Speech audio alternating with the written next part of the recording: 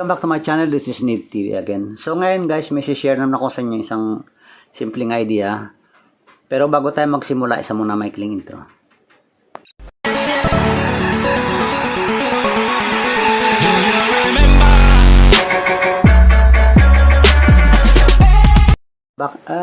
Bali ang i-share ko sa inyo guys is siguro pamilyar naman kayo sa mga wall clock ano.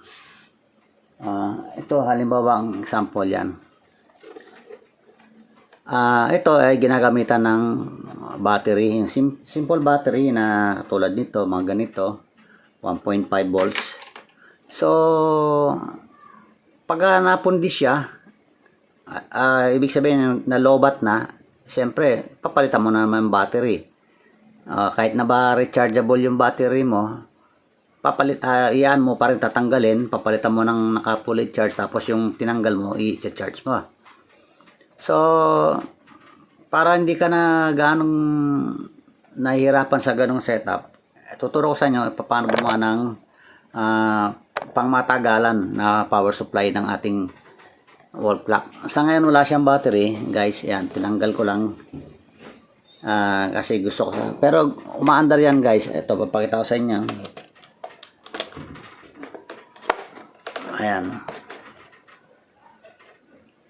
Ayan, umaandar siya, di ba? Ngayon, i-assume ko na lang na napundi na to, na lobat na to, at wala akong mga pamalit. So, ibig sabihin, hindi siya magagamit. So, ang gagawin ko ngayon is, gagawa ko siya ng paraan para magkaroon siya ng power supply na hindi basta-basta nalolobat. Okay, so ang ating gagamitin ay, tabi muna natin ito. Ang kakailangan natin guys ay dalawang resistor, kahit na mga gamit na. Ito mga gamit na to, yan mga nabaklas ko lang to sa mga lumang board. 10k resistor, dalawa. Hindi naman siguro sunog to.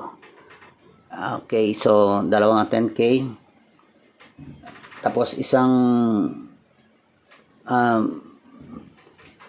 transistor, NPN transistor na BC547. At kakalangan din natin ng diode. Ito diode. Bali 1N4007 to na diode. Ito gamit na rin to, pero mukhang okay pa to. Ayan. Tinanggal ko lang sa mga lumang board. Okay. Tapos mga wirings, ayan, kasi yan ang ikakabit natin dito sa positive, negative, kasi hindi na tayo gagamit ng battery. At kakailangan natin ng okay, ito kakailangan natin ng capacitor, 47 UF, kahit 16 volts lang pwede na kasi 1.5 volts lang naman yung battery. At syempre kakailangan natin ng ito, parang saksakan siya guys. Ayan, female kwanto. Bali ito i-connect natin sa ating mga transistor, pinakapa. Dito yung power supply natin. Sasaksak natin dyan yung power supply. Siya ang magkatawid ng mga voltahe papunta dito sa ating transistor tsaka mga ating diode tsaka ating mga resistor. So ito guys ay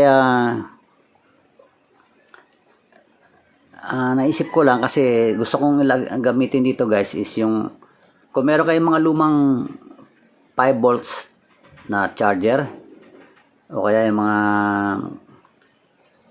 5 volts na power supply, yun na lang guys gamitin nyo para pag supply natin ng power. So ito hindi na to gagamit ng ng yung 18650 na battery. Hindi natin nalagyan guys ng battery na kasi battery less na ang gagawin natin So wala na tayong lalagyan ng battery. Ito rekta na to sa 5 volts na charger or power supply or adapter. Okay, so ang gagawin natin muna is uunahin natin to ating transistor.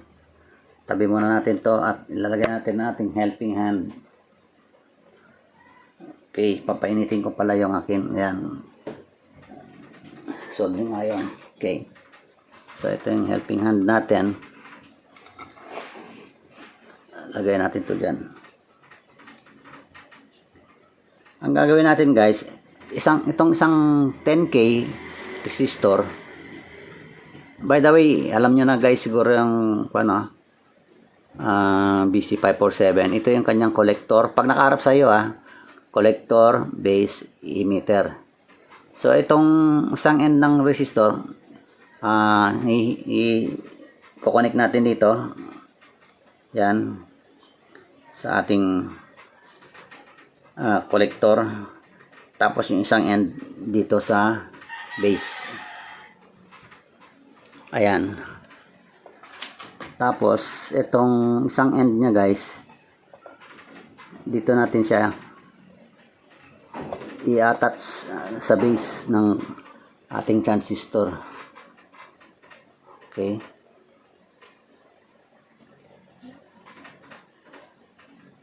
Ayan. Tapos itong isang resistor pa, kakabit din natin siya sa base. Ayan. Okay. Masyado malapit. Ayan.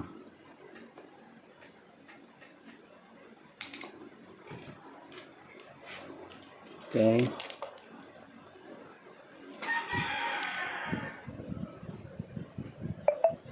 Ayan guys. So, collector, one end sa resistor, yung isang end papunta sa base. Tapos yung pangalawa nating resistor na 10K din, isang end nasa base. Tapos itong isang end na to, dito natin guys i-connect yung ating negative supply. Tapos dito yung positive supply. Tapos dito ang positive supply. Ito naman yung papunta sa positive ng ating clock. Hindi ba yung may negative positive yung clock? Ito kukonek natin doon papunta roon. Tapos ito kukonek din natin sa negative. Okay.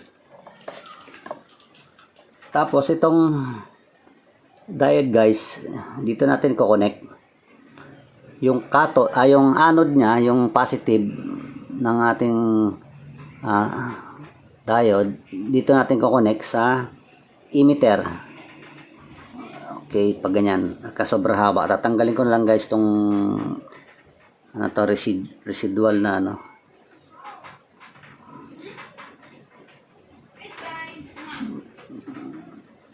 ayan. Ayan, diyan natin kukonek yan.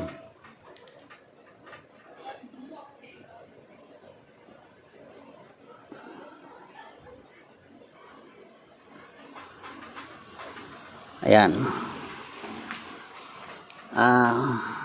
Yung cathode guys, yung may kulay puti ganyan sa diode, dito yan, yung cathode. Diyan natin kukonek yung positive, yan, supply para sa atin clock. Tapos dito naman yung negative para sa ating clock. Tapos dito rin yung negative na manggagaling sa ating ito. So unahin muna natin to, yung negative nito. Okay. Ang positive naman guys ng ating connector ay dito guys. Ayan, dito natin ilagay.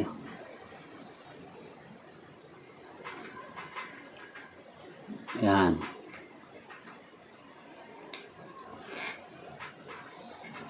Tapos kakalan natin guys ng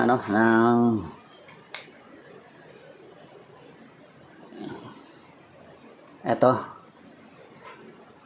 yung ating capacitor na 47 microfarad and 16 volts. Ayan, oh. Mahirap makita, no? Sa lubong sa liwanag. Ang purpose nito guys is parang kwan siya, storage, para sakaling halimbawa, kasi ito papower up natin to sa charger na sasaksa natin sa AC. So pag nag brown out, medyo siyempre mawawala yung supply, mamamatay ang clock nyo. Pero kung meron kayong ito yung parang storage na capacitor, medyo mapapatakbo niya pa yung clock. Wag lang masyadong matagal yung brownout, kasi pag masyadong matagal yung brownout, eventually ma-drain na rin tong capacitor, mamamatay rin siya, di ba? Nakikita nyo guys, yan yung may white band, yan ang negative. So dito natin lalagay din yan sa negative, tapos itong positive dito rin sa positive. So lalagyan ko muna guys ng solder. Ikabit na rin natin.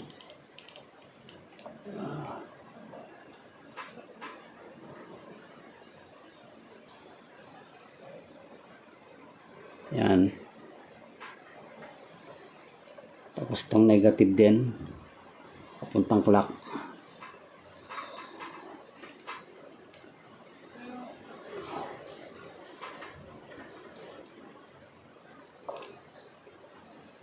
Ayan.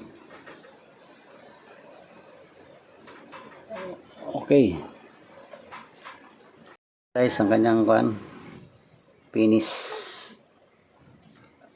Ayan. Papuntang clock ito. Okay, so try natin kung ilan ang voltahe kapag yan. Tester natin.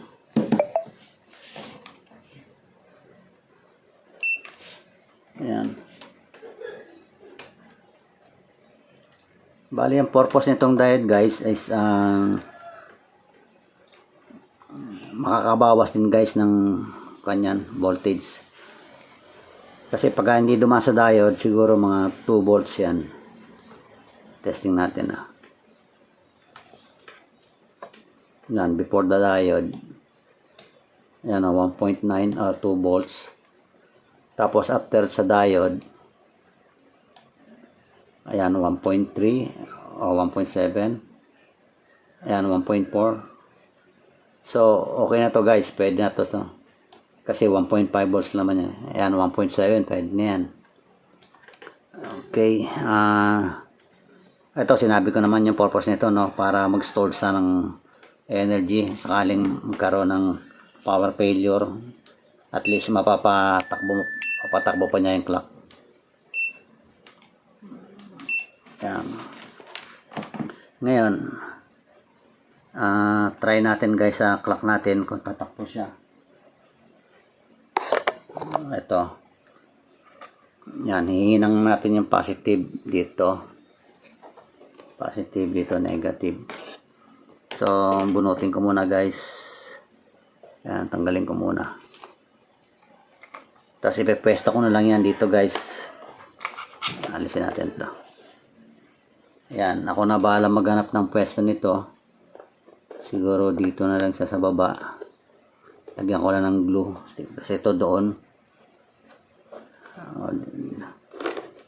Yan, positive doon. Yan, pwede yan doon Diyan, tapos ito yung saksakan, kahit dito sa likod lang din. Yan. Pag nalagyan ng glue stick yan, titibay na yan. So ito, kukunin ko muna guys, hindi ko napapakita para hindi masyado mabating video. Sinahinan ko na sa positive tsaka sa negative. Ngayon, test natin. Saksak natin yung ating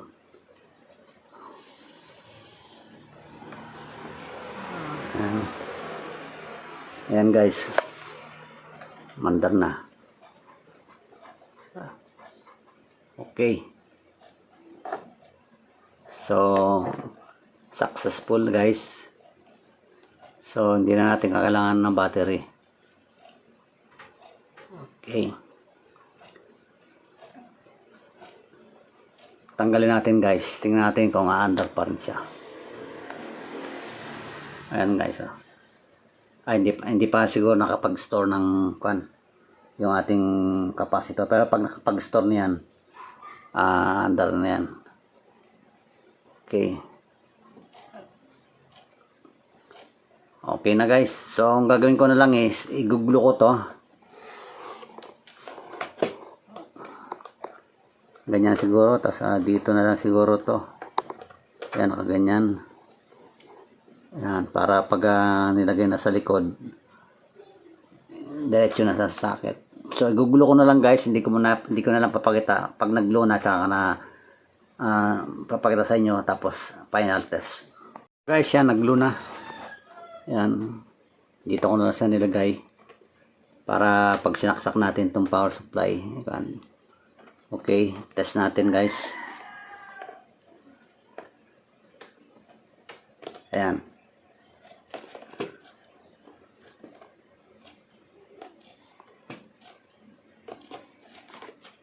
Ayan. Okay, balik tayo natin.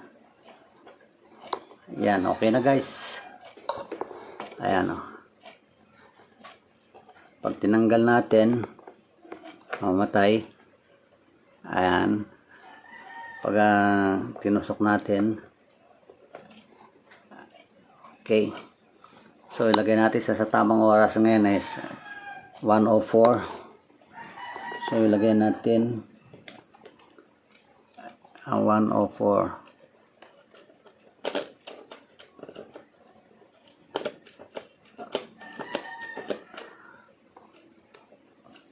O, yan. Yan, 1:05 na lang. Okay, 1:05. Okay na. So, ganyan lang guys. Ito, diretso na to sa socket. Kung sakali mang maiksi yung pwede naman dugtungan tong wire na to. Pwede putulan dugtungan ng wire. Okay guys, lang guys. Hanggang dito na lang video natin. Kung nagustuhan nyo guys ang aking paglalagay ng power supply without using battery, paki-like and share guys, and don't forget to subscribe to my channel Need TV, and also press the notification bell para ma-update kayo sa mga susunod ko pa mga video. Thanks for watching. Bye bye.